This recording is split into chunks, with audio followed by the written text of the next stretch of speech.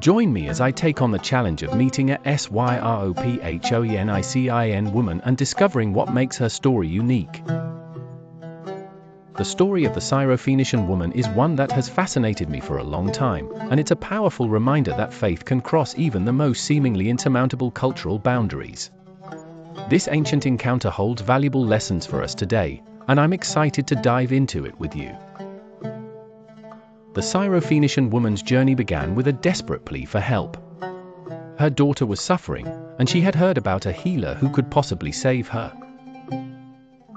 But as she approached Jesus, she faced a significant obstacle. She wasn't part of the Jewish community.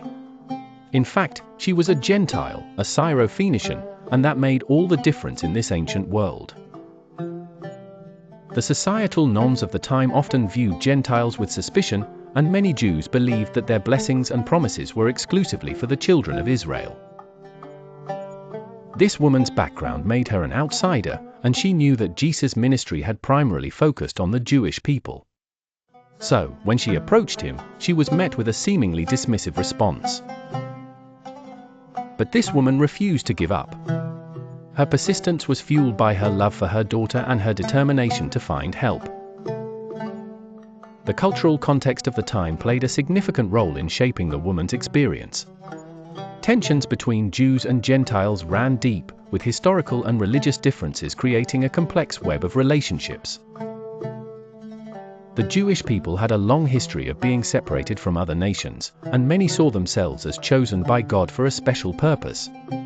This created an us versus them mentality that made it difficult for Gentiles like the Syrophoenician woman to access the Jewish community, let alone receive help from a Jewish healer. The Syrophoenician woman's encounter with Jesus was shaped by these tensions. As a Gentile, she didn't have the same status or privileges as the Jewish people.